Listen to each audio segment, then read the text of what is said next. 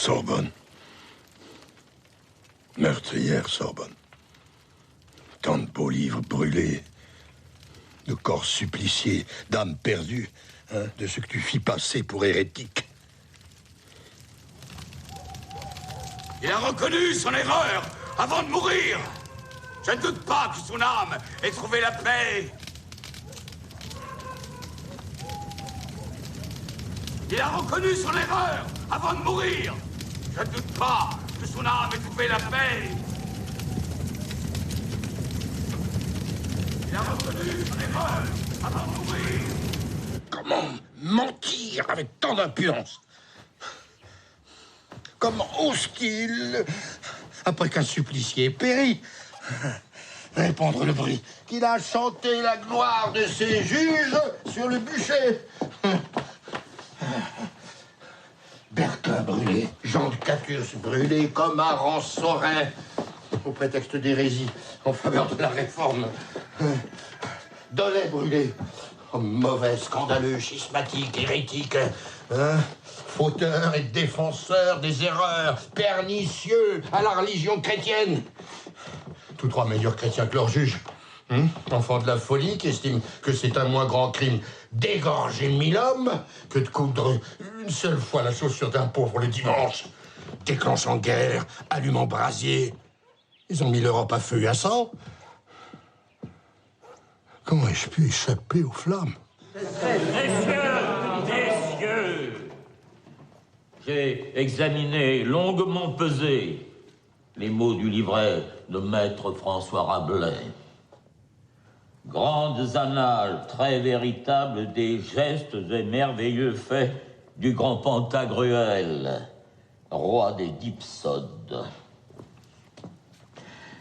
Il est vrai que ces chroniques paraissent tout d'abord innocentes. On n'y semble ni traiter que de fariboles, de combats gigantesques, de moqueries sans conséquence. Mais comme tout empoisonneur, il sait cacher son impiété en enveloppant ses propos amers sous la douceur mielée de farces et de rires.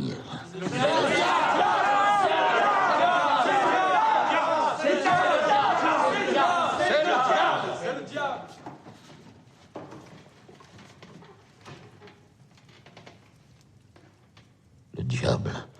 Je défie quiconque de trouver en nul de mes écrits un seul rire canin, un seul rire méchant envers Dieu, mon divin créateur.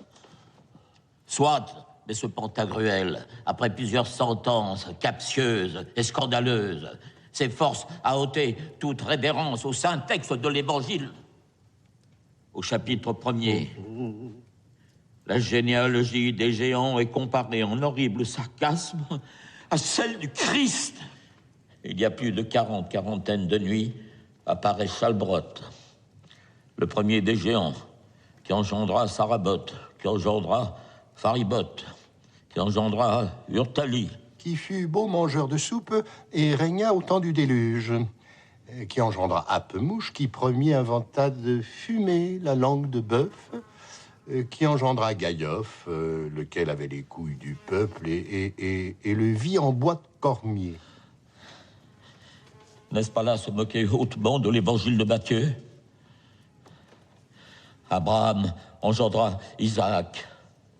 42 générations plus tard, Jacob engendra Joseph, l'époux de Marie, de laquelle est né Jésus, qu'on appelle Christ. Est-ce péché de parler ainsi des géants? De les avoir ressuscités, de les faire vivre encore? De méchants qu'ils étaient dans le Vieux Testament. Je les ai fait bons, je les ai fait rois, je les ai fait admirables. Plus géants seront, plus sages seront aussi. Quand sagesse régnera, elle sera grande et bonne. Lors, comme le dit Platon, les philosophes régneront, les rois philosopheront. Mais calmez-vous, vous vous faites du mal. Cela ne vous